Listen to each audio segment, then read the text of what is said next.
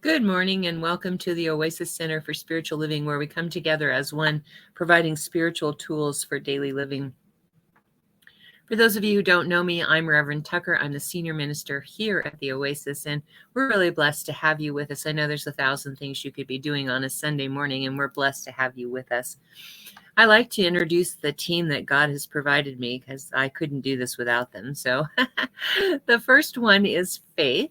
Faith she was the firstborn in my congregation, and she used to do the announcements with me. I'd set her up on the pulpit with me on the podium, and she would help me do announcements.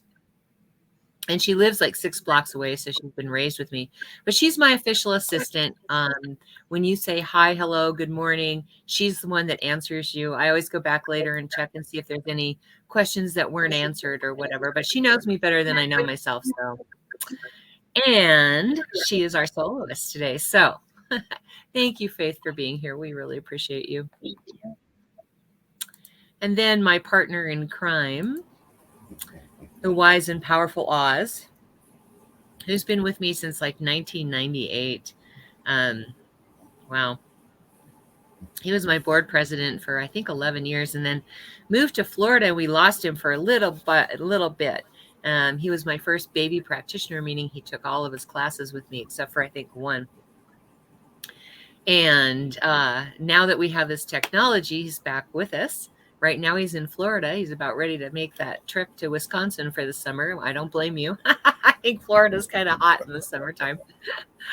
But he's going to do our pray-ins and our pray-outs, and he'll be available at the end for our 1-minute miracle, which I'll talk about a little bit later. Thank you for being here, Oz. We love you. All right. And then I always like to mention my adjunct musical team. We have Tina, who makes an appearance here and there. And we have Karen Drucker and Reverend Fairy Elaine Silver, who don't actually appear on the service, but provide us with music so that we can do music on Sunday. So we really appreciate them. Our topic today is Metaphysical Passover. I think you're going to love it. This is the first time in a long time that Easter, Passover, and Kwanzaa were all at the same time.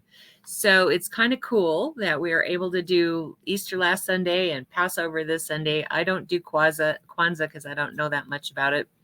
Maybe we'll have a guest sometime that will do that for us. But also, if you would like to do a watch party, there's a watch party button you can press and invite all your friends. It's a great way for them to see what kind of services we provide, and you can talk amongst yourselves so that you don't disturb anybody and they can get all their questions answered. I think it's a great way to do it. If you're here, say hello, good morning, hi. However you want to greet us. When we're in a facility, I can look out and see who's here. I don't have that ability with the software. So it's just great for me to know who's in attendance today. All right. Let me see. I got a chat here I need to look at. Oh, Kwanzaa's in December. What is it then? There was something else. Oh, Ramadan. Was it Ramadan? Do you know, Oz? Oh, Ramadan. Yeah. So it's Ramadan, which I don't know a lot about either. Ramadan, Easter, and Passover all at the same time, the exact same week, which is really rare. So thank you for that. All right. Okie doke. Let's see. Hi, Cindy. All right. I'd like to invite you to close your eyes if that feels comfortable. Allow the service to uplift and inspire you as we move into our centering song.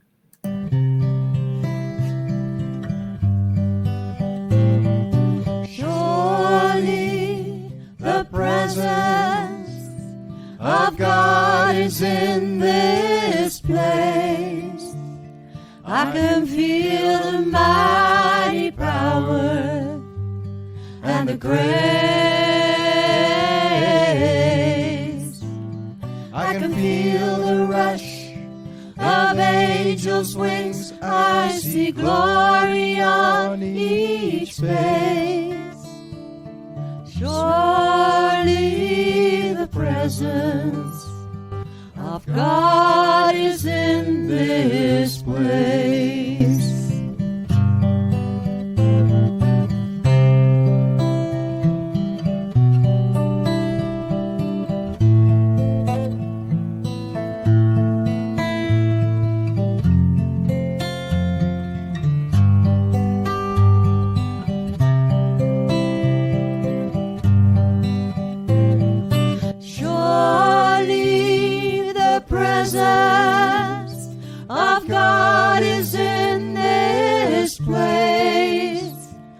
I can feel the mighty power and the grace. I can feel the rush of angels' wings. I see glory on each face.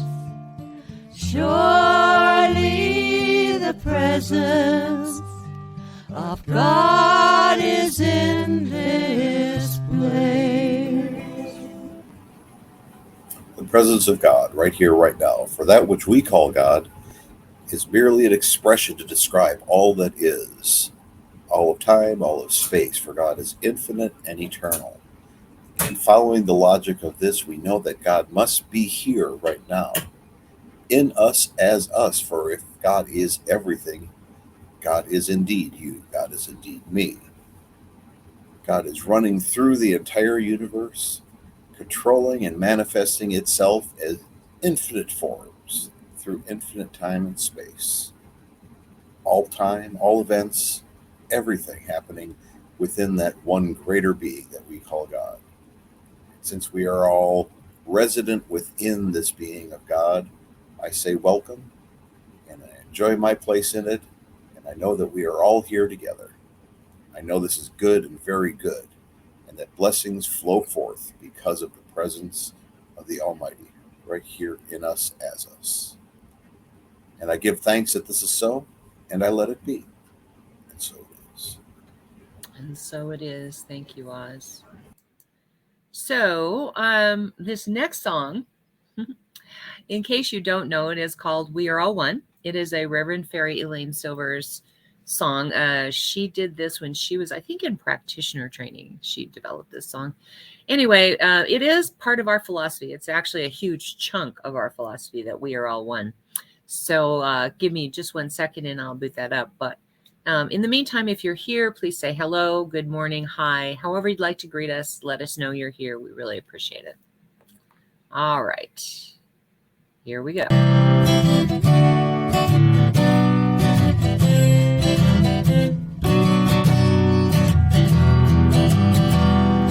We are all one. We are all one. We are all one in it. I hear it and know it, my being. Spirit is all I am seeing. For God is all there is. Grateful am I to be living, open to what I have seen, honoring what I've been given, sharing now what I believe. I remember the oneness around me. I surrender to infinite light, knowing the love that's surrounding me is within me by day and night. And we are all one. We are all one.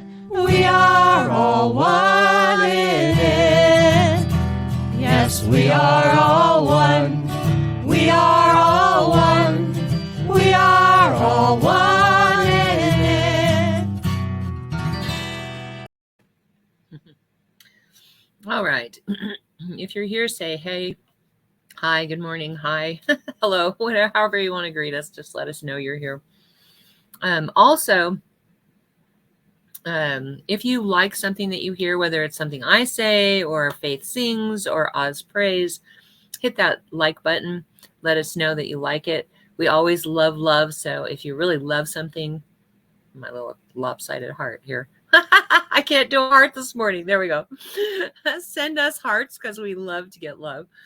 And if something strikes you as really powerful, you can always use that wow button. Lets me know that we're on track and that, you know, we're hitting home with the message. So let us know about any of that. All right. Without further ado, we are going to have Faith singing a Karen Drucker song. I don't remember which one it is, so I'm just going to let you announce it. This is There Is Only Love on Songs of Spirit 2.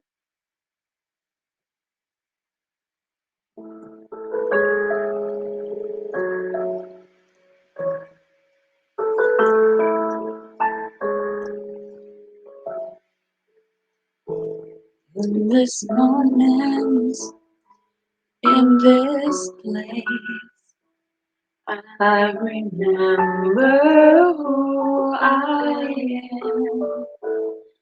Letting fear and worry fall away from me. I open my eyes and see there is only love. There is only love. Love that heals, love that sets us free. There is only love. When I lose myself, when it seems I've lost my way, when I go inside and I quiet my mind, I can hear Spirit gently say, there is only love. There is only love. It's love that heals, love that sets us free. There is only love. There is only love. There is only love. Love that heals, love that sets us free. There is only love. There is only love. There is only,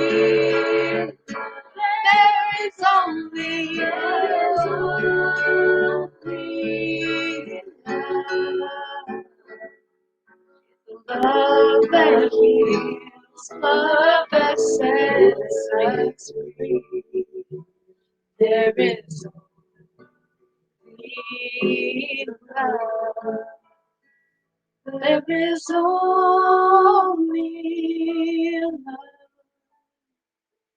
There is only love. Love that heals, love that sets you free. There is only love.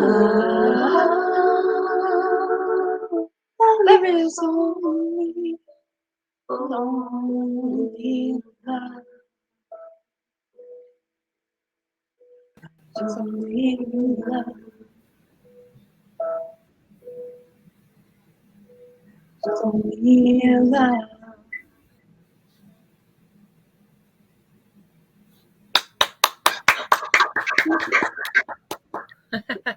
Thank you, Faith. That was beautiful.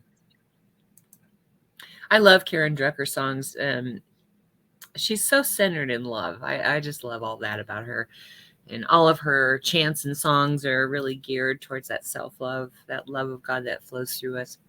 So today I'm going to be talking about the Metaphysical Passover. And for those of you who don't know much about Passover, it is the story of Moses, basically, and the escape from slavery by the Israelites, escaping from Egypt's slavery. So it starts out with Moses being a baby in a land where, born to an Israelite mother, he would be a slave if his mother raised him, if he was allowed to live even. So she sets him afloat in this basket, I guess you could say, on the River Nile. And she is hoping, she does it at a time when she knows the princess will be at the river. And she's hoping that the princess will take her son and adopt him. And the princess does do that. She takes the baby. She takes Moses in. And she allows his biological mother to be the nursemaid. And Moses grows up in the Pharaoh's, it's not a castle, I don't know, kingdom, whatever, as one of the royals. And he's raised that way. And then one day he's sitting there and he's watching how his people are being treated. He sees a taskmaster who is beating a slave, and he gets involved. And then he has to run. He kills the taskmaster, and he has to run. And he runs up into the hills, and he is contemplating his life, let's put it that way. And he sees this burning bush, and the burning bush tells him he has to go down and confront the Pharaoh. And he says, well, who am I to do that? When have you ever been called to do something and you think I can't do that? Well, that was Moses's stance at that moment. So the burning bush says, well, just tell them I am sent you. And he's like, who? And he says, I am that I am. Tell him that that's what sent you. So he goes to Pharaoh and he says, let my people go. And the Pharaoh agrees to it at first and then retracts it. And then God sends these plagues. And after the first plague, Pharaoh says, okay, I'll let your people go. And it went on like that for 10 different plagues until the very last one, which was the killing of the firstborn in each family in Egypt, the firstborn son. And so in order for the Israelites to not suffer the same fate, they put lamb's blood over the archway of their homes to signify to the angel of death that he should pass over that house. That's where the name Passover comes from. And the Jews celebrate Passover. For those of you who don't know, I was raised Jewish. And so I used to do, when we had a facility, I would do Passover Seders every year, but we don't have a facility anymore. And nobody's getting together in public anymore. So we don't do the actual Seder, but I'm going to talk a little bit about what each thing signifies, because I usually do the Seder, but I'm adding in all the metaphysical truths as we're going. But the Passover Seder celebrates that passage from slavery to Egypt to freedom. And as you might know in metaphysics, we are every character in every story. So every Bible story that happens, we are every character that's in it. So when you think about it, we are Moses. We are Moses's mother. We are the princess. We are the Pharaoh. We are the burning bush. We are all of these characters that are explained in the Passover Seder. It's a whole long, like 2.5 hour dinner. At the end, you get to eat.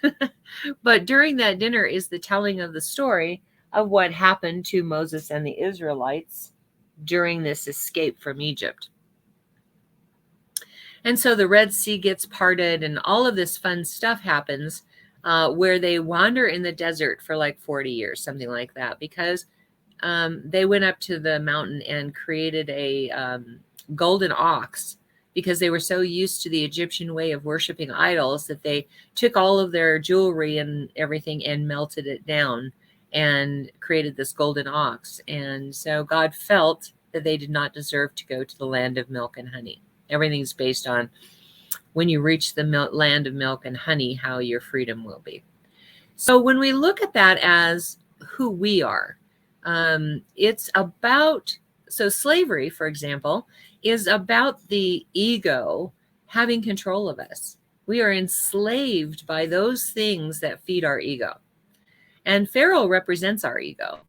And it represents that tug of war that happens when we start to let go of the things of the ego to move into a spiritual freedom.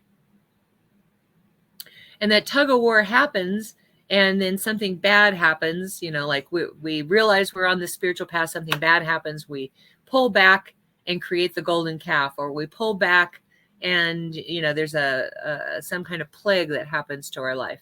And then we work our way back to that spiritual freedom and something else happens and we pull back and get back into the ways of the ego, you see. So this story is really a story about what happens to us When we move from that place of being enslaved by the ego desires and wants to the place where we are in the land of milk and honey spiritually. So the other thing that Pharaoh represents is that he's ready and willing to supply for every egotistic fulfillment we could wish for. And Moses marks the desire for connection above the ego, which fuels the people of Israel's desire to discover the Creator, the quality of love and bestowal in our unity. When we see that we are unable to unite, we feel like we are in the darkness of Egypt. And in that state, we become ready to do anything at all just to break free from the egoistic desires rule. And that state is considered as the escape from Egypt. So this describes the part of the spiritual path, the stage where a person becomes ready to do just anything to break free from the ego, to rise above it and reach the Creator's quality. We throw ourselves into the sea, which parts, and we cross it. In other words, we cut ourselves off from the ego, and by doing so, by being above the ego, we become ready to work with it and transform it into altruism. So that is, in a nutshell, what Passover signifies. But let's take a look at some of the other components of this. Egypt is a mind state of unfounded hatred. Think about our world right now. With all of the political unrest, not just in the United States, but everywhere. With all the political unrest and the hatred that is being displayed by those that would like to take over Russia, for example, wanting to take over Ukraine, or even in France, I guess, Marie Le Pen is really a Putin sympathizer, and she would like to, take the place of, I can't think of his name all of a sudden. Anyway, so she would like to be the leader of France, which actually in her world will translate to ruler. So when you look around at all of that, and then you look around at our country and the seeds of hatred that have been sown, not just, Trump versus Biden, not just, it's like slavery, real honest to God slavery here in this country has led to the people of color being somehow less than human. And our society does, as a matter of fact, keep that in place. And that's all about ego. That's all about wanting power. It's all about wanting to rule over another. Let's just put it that way. And so we find ourselves in Egypt, all of us across the globe, in a mind state of unfounded hatred. There is no real basis for the hatred. It is just there. And the fact that we are dealing with it now even speaks further to the idea that Passover is really a living story that is living within us all the time. Now, Israel, the people who were awarded the title nation after pledging to unite as one man with one heart, is what Israel supposedly signifies. But in metaphysics, what it signifies is that we are all one. It signifies that we are one country, one world, one life, one power, one peace, one existence. We are all connected by it, through it, as it. And so when we talk about moving from Egypt to the mind state of unfounded hatred to Israel as a nation, what we're talking about is moving into that peaceful place within our hearts where peace is just who we are. And then Mount Sinai represents the full extent of unfounded hatred, from the word sinah in Hebrew, meaning hatred. So when you think about what Mount Sinai, where Moses received the tablets, when you think of Mount Sinai, what you're really thinking about is the full extent of that unfounded hatred. Now, I think in this country in particular, I can't speak for other countries, but I know in this country that we are working towards uniting everyone again, because there really shouldn't be these divisions. There shouldn't be black and white divisions. There shouldn't be political divisions. It's different. I'm not talking about disagreeing with each other. Please understand. Disagreeing with each other is very healthy. What I'm talking about is the hatred that bubbles up in these debates, where it becomes personalized. It isn't about, gee, I disagree with you on this point. It's about, I disagree with your right to live. And that becomes a Mount Sinai kind of hatred. And I know in this country, we can overcome that. I know that we have been united in the past and that we can reunite. I know that in other countries, they are working towards that as well. But I also think that we need to keep abreast of what that means to us. I think that when we look at what's going on in the Ukraine, as a metaphysician, I look at what's happening inside my own being, and I know that, dare I say it, but the leader of Ukraine is actually a Moses. He's leading his people out of that egoistic, power-hungry reality into the promised land. And he's being very brave, I have to say. I don't know that I would be as brave as him. He had the opportunity to be lifted out, and he said, I don't need a ride. I need help. And so when we think about what's happening in our world, we need to be brave. We need to be willing to sacrifice the egoistic or egotistical desires of our world, our lust for power, our need to control others, all of those things. We need to sacrifice those so that what becomes our peace is an inner peace that just weathers all storms, weathers everything in our life. And so when we're breaking free of all of that, when we are finally realizing that we are connected, we are inextricably connected, then we are actually celebrating the fact that we have moved from that ego to the place of milk and honey, that power of peace. And so I want to talk a little bit about some of the stuff that happened in that story. The Exodus was the burning bush, the staff, and snake. What happened was God turned Moses' staff into a snake to threaten the Pharaoh. And of course, the Pharaoh at that point says, I can do better magic than that. I have all these magicians that can do better magic than that. He wasn't impressed because he didn't fully understand the depth of what spiritual power can do, right? So our ego has the same problem.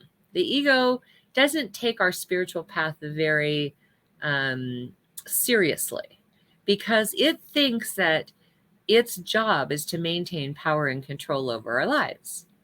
And really, its job was to protect us, but it's gotten out of control. Sound familiar? And so now, as we embrace this spiritual path, I know that there are things that happen that challenge us because we've chosen that spiritual path. I know that anything unlike God comes up to meet us at the level of our consciousness. And when that happens, we have to affirm our faith and be firm in it, because it's so easy to have fickle faith, right? It's so easy to get downtrodden and believe that God doesn't exist, or that God is not powerful enough, or that God isn't going to help me in this situation. I created a mess and now I'm stuck here. It's so easy to believe that. When in truth, once I choose my spiritual path and these things come up to greet me as part of the unhealed consciousness that I have, then I just hold fast to no, I know that God is here and I know that God is in charge. I know that all there is God, that God lives within me, And I just stay in that place. Now, trust me, there are things that have challenged me lately that I can't even begin to describe. And it's not that I don't get discouraged. It's not that I don't get disappointed. It's not that I don't sink into my sadness and my grief, because I do. The difference now is I used to stay there for a year or two. And now it's a few days and it gets better every day. And right now, I'm coming out of it. I'm being able to claim my power back. And so I personally am in my own exodus, my own Passover exodus right now. So I challenge you to recognize that when you've chosen a spiritual path, that these are the things that are kind of come up. And what you do with them makes all the difference in the world. Do you choose slavery in Egypt, in other words, hatred and depression, or do you choose the land of milk and honey or peace, right? That's what we have to do. We have to make that choice all the time. So I have this lovely little thing that I downloaded here. There we go. I don't, can you see it well? Faith, can you see it well? Okay.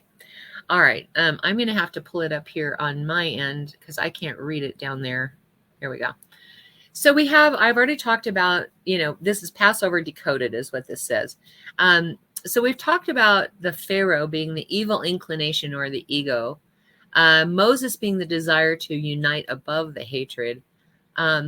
What we haven't talked about is, and we've talked about Israel and Egypt, that Israel is uniting and Egypt is a mind state of unfounded hatred, and that Mount Sinai is that huge mountain of hatred that we have to overcome. And then we've also talked about Passover Seder being the order of transition from a mind state of unfounded hatred, which is Egypt, to unity as one man with one heart, Israel.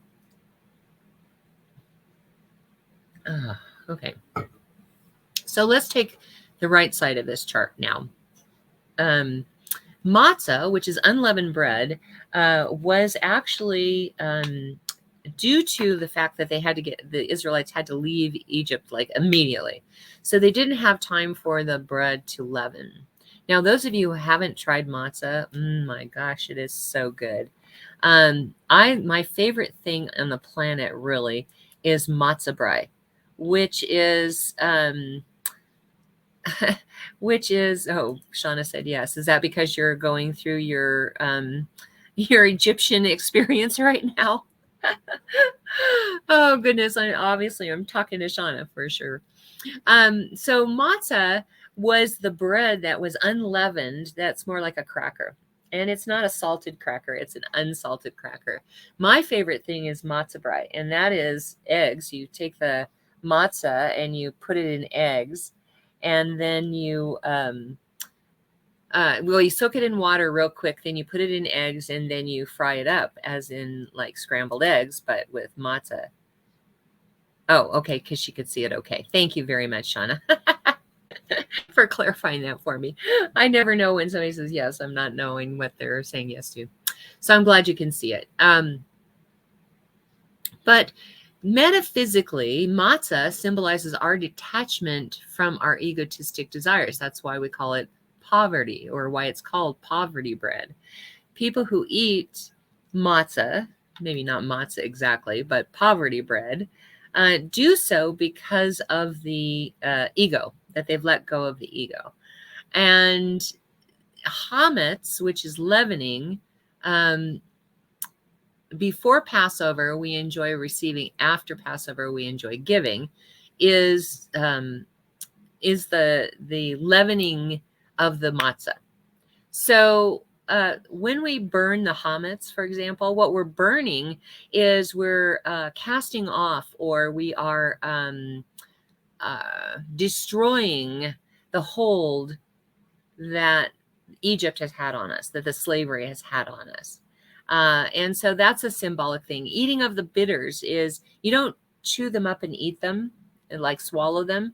You chew them so that you recognize the bitterness and that it can be overcome. you see. Now, the 40 years in the Egyptian desert are about the stages of progress in the transition from a mind state of unfounded hatred to unity as one man with one heart. Because, like I said, it took us 40 years as a people, the Israelites. It took us 40 years to cast off all of those worshiping of the idol and all of those doubts and fears and all of that non-faith that we were having. The Israelites really were just a total whiny bunch, really, honestly, because they would say, oh, this is happening. Oh, that is happening. And so Moses, poor Moses, had to deal with all of that. Like, for instance, they get up against the Red Sea and they're like, oh, that's it. It's over. You know, there's the Red Sea. We can't cross that. And Moses puts the staff in the water and the waters part. And the Israelites get across to the other side. And then it fills back up as the Egyptian soldiers rush in. And so it kills their enemies. And I like to think of that as a moment where faith has been proven to us and still we don't believe.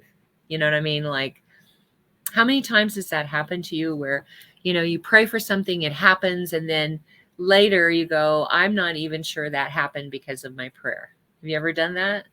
I know I have. Not recently, but back in the old days, that's what I used to do. And I would get into a state of unfaith. And that's what kept happening with the Israelites as they were moving through the desert. You know, they kept losing their faith. And when they would lose their faith, the ego would take back over again. So they were just as much in slavery at that moment as they were when they were physically in slavery in Egypt. And so in order to move to the land of milk and honey, they had to make that transition from the unfounded hatred to the unity as one man with one heart. And then there's the land of Israel. Once the people of Israel united as one man with one heart and became a nation, they merited the land of Israel. So once we have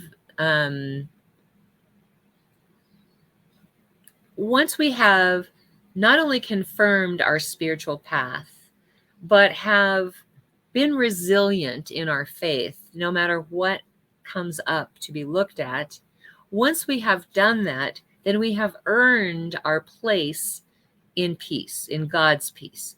We have earned our right to experience peace. Not that we ever needed to earn it, but somehow our subjective mind is telling us that we have to earn it. So we end up getting in these situations where we have to earn it. But when we're talking about all of these things, the plagues that happened, and in the Passover Seder, we're taking a little bit of wine and putting it in water in droplets as we talk about each one of those. I can get that off the screen now. As we're talking about each of those plagues that God sent, and Pharaoh would recant and then recant again. He kept changing his mind. The wishy-washiness of our ego is also something that is really important for us to recognize. And when we recognize that we are everyone in that story, we are the Egyptian soldiers, we are the Israelites who lose faith. We are, every one of us is everything in that. And so when we realize that, when we recognize that this trip for us is about our ability to stay focused on our spiritual path no matter what. I always say to people who are new to our philosophy, who ask for prayer, I always say to them, you know, I want you to know that this could happen, that we're going to pray and it's going to look like it doesn't work. But even when it doesn't look like it's working, it works. The laws, the spiritual laws work just like the physical laws. They are always there. And what is necessary on your part is anything that is unlike God will come up to meet you, because that's where your subjective mind is living. And when that happens, I want you to say, nope, that isn't true. God's in charge, because that's what's important here. And I know that the challenges that come up, like I said, I've had a couple of weeks of really significant challenges. And as they've come up, I do go to bed and sleep a lot. And I do get very sad and cry a lot. But I emerge within a couple of days, usually, until the next set hits me. And what I recognize is that whatever is coming up to greet me right now is unhealed stuff that I need to work on. So I right away, as soon as I start to come out of it, start working on that. Like, what does this mean for me? What am I about with this? What is the unhealed stuff that I need to take a look at? And then I pray, obviously. And once I've prayed, I say, nope, God's got this. God's filling in the blanks. I have stated my intention, and now it's up to God. And I have to keep reminding myself of that, because our human brain, our human mind, really wants to dwell on the absolutes of negativity, right? That, oh my God, I'll never love again. Oh my God, I'll never have another dog. You know what I mean? Like that kind of stuff. Oh my God, blah, blah, blah. And our mind wants to stay stuck there. Our mind wants to go back into slavery, because even though it was painful to be in slavery, at least we were comfortable with it. Does that make any sense? And there's a very uncomfortable feeling moving away from that which we know to that which we don't necessarily know for sure. So it's really important that we constantly elevate the importance of the bestowal that we have had, that we know that by searching and cultivating our spiritual pathway, our return to peace, by doing that, we are actually making that transition mentally before we actually experience it in the physical realm. And so once we know that, once we recognize that it's already been created in the mind, then we are much more able to stick with it, to be able to overcome whatever obstacles are thrown our way, right? Let me get to, there's another point I wanted to make, and let me just look at it here.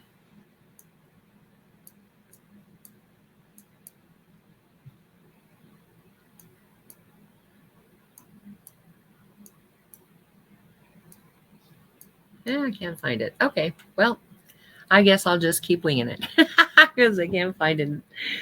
What's interesting is I have done this metaphysical Passover a number of times.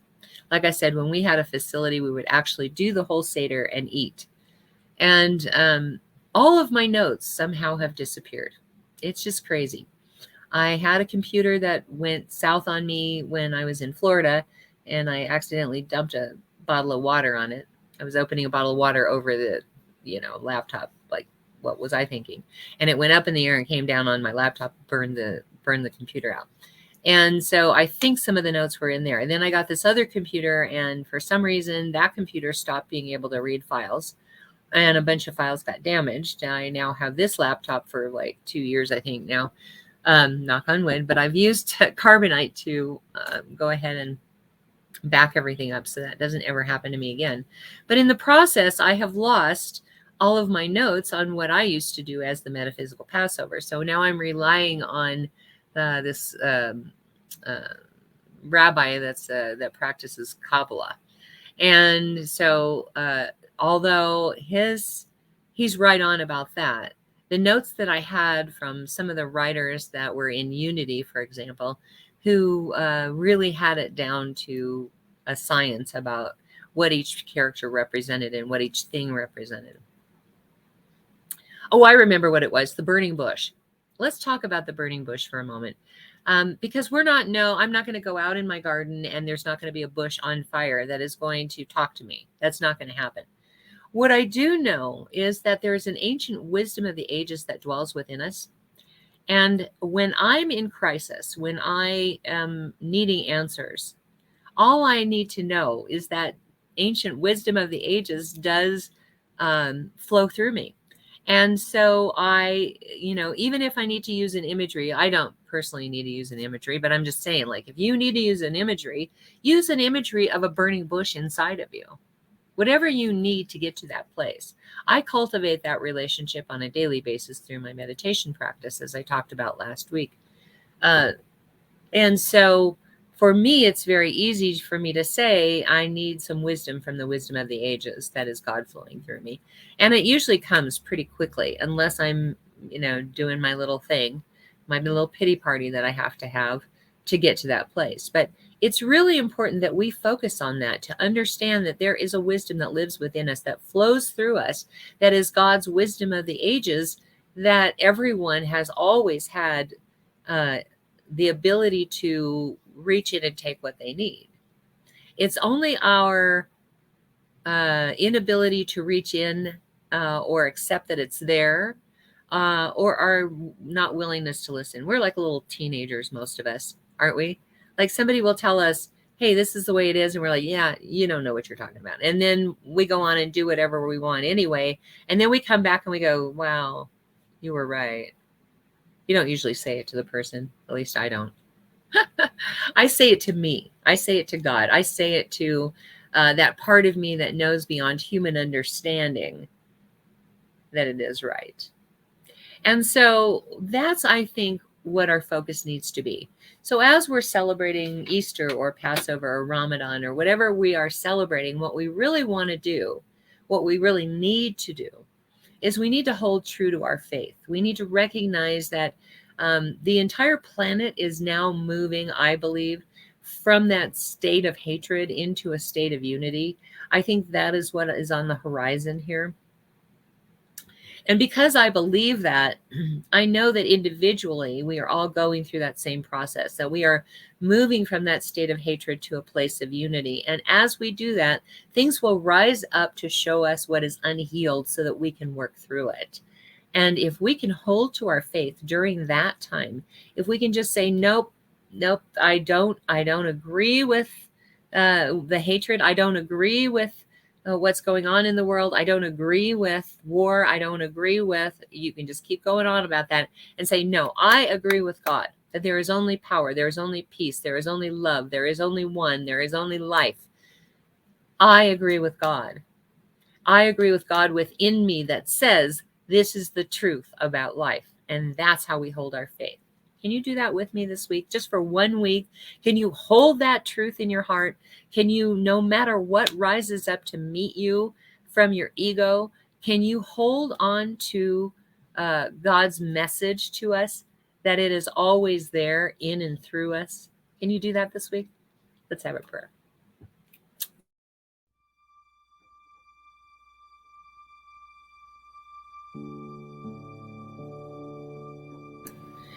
So right now, I turn my awareness to the infinite power, the infinite presence of God,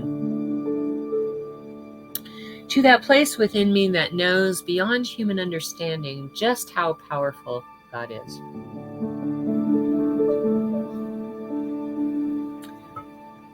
In that place where I, as a human, meet God.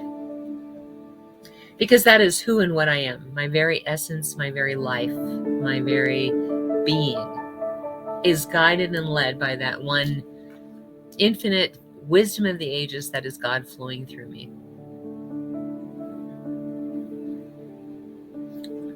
And it is here in finding myself that I see very clearly that I am connected inextricably with God.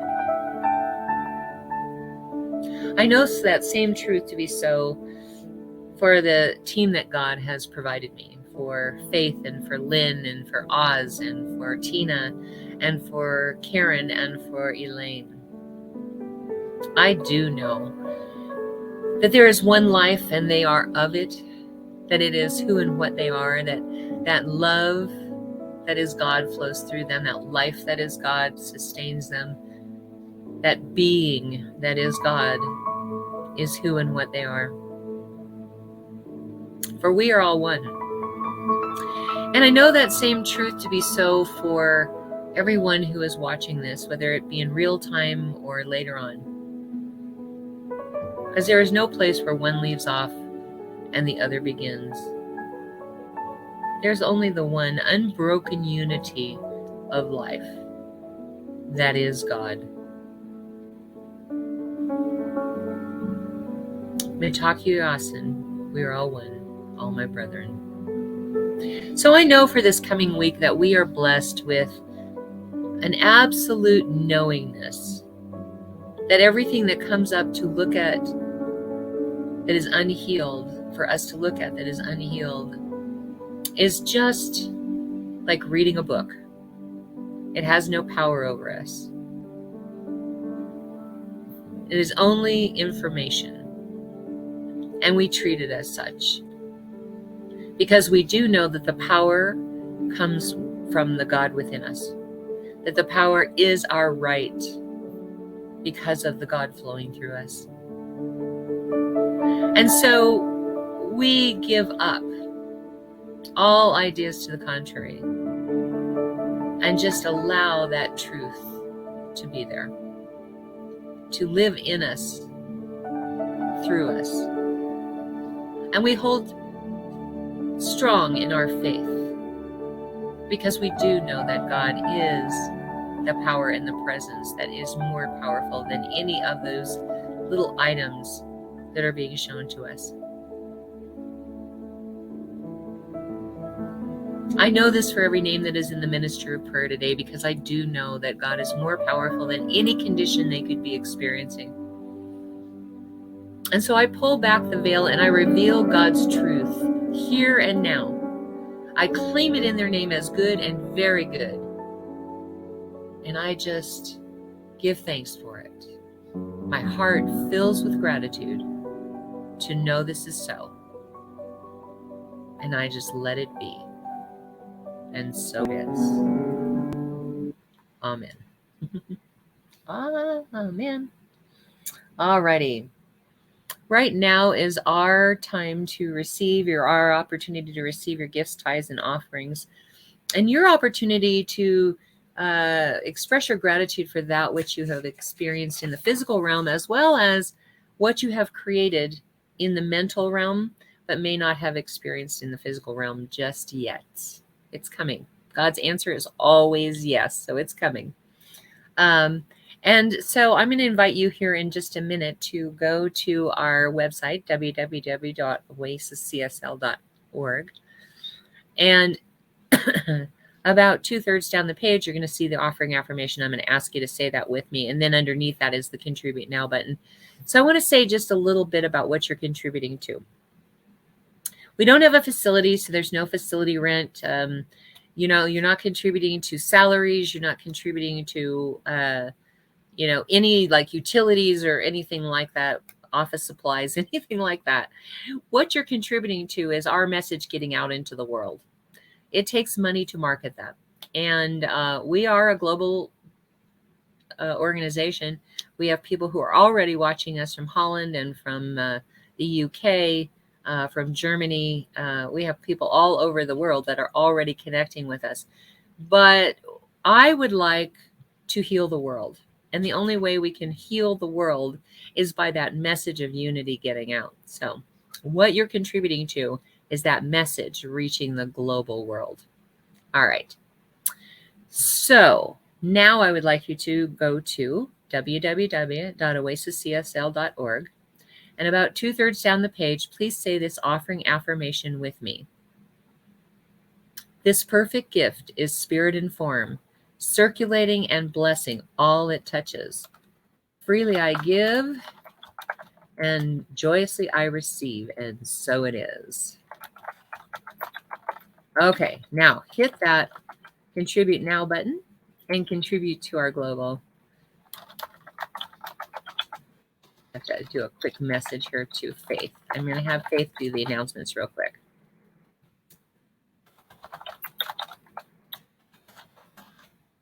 All right, Faith, here you go.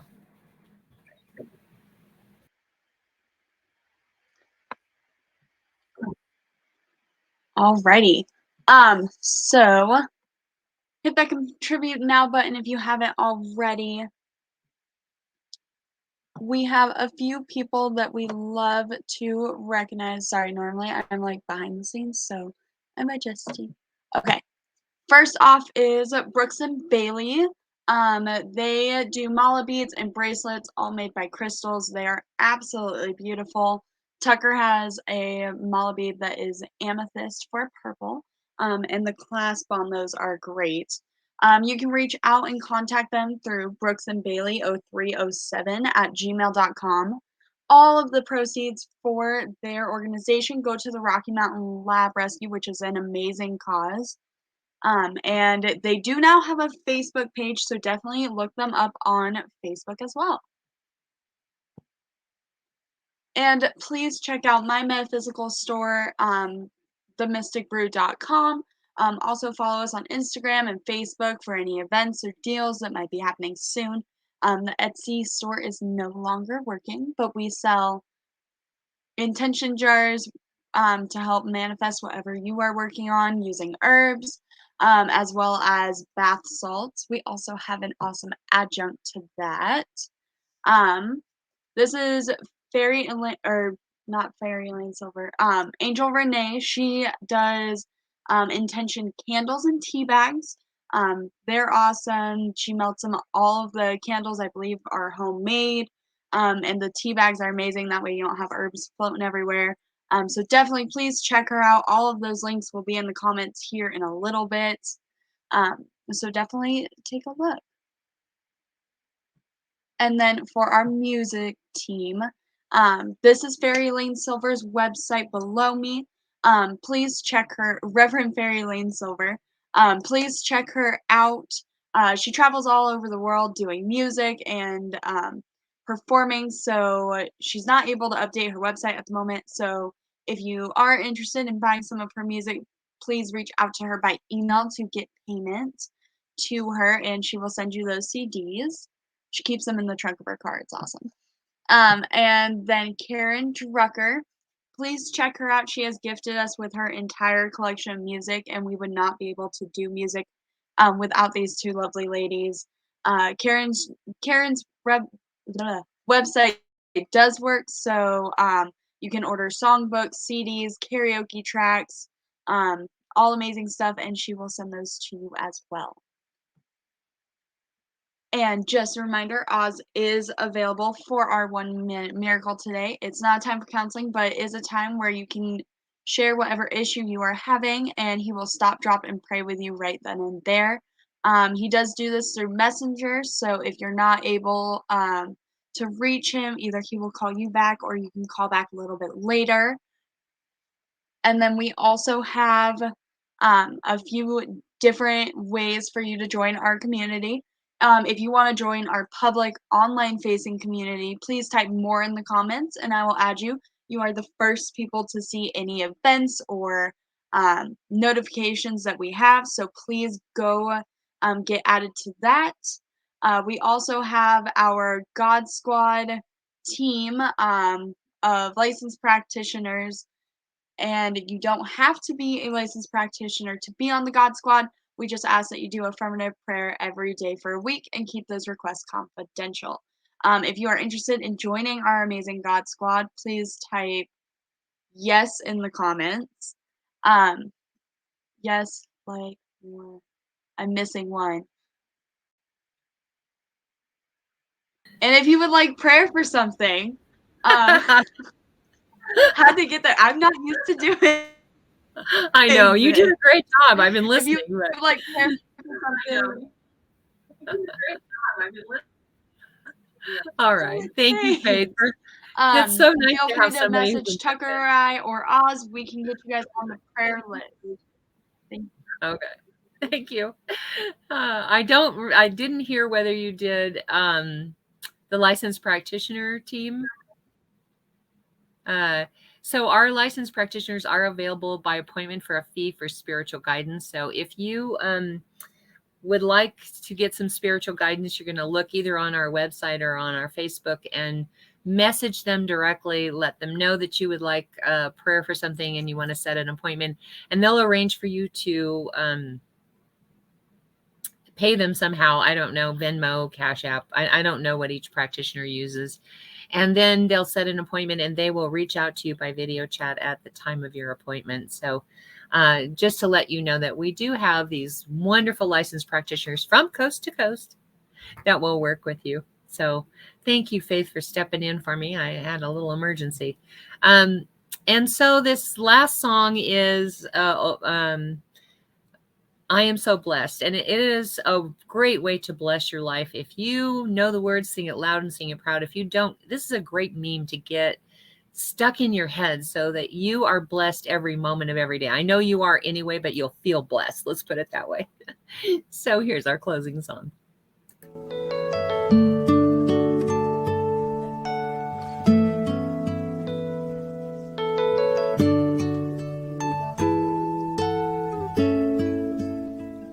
I am so blessed. I am so blessed.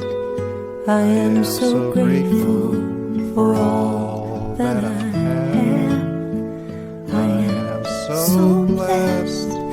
I am so blessed.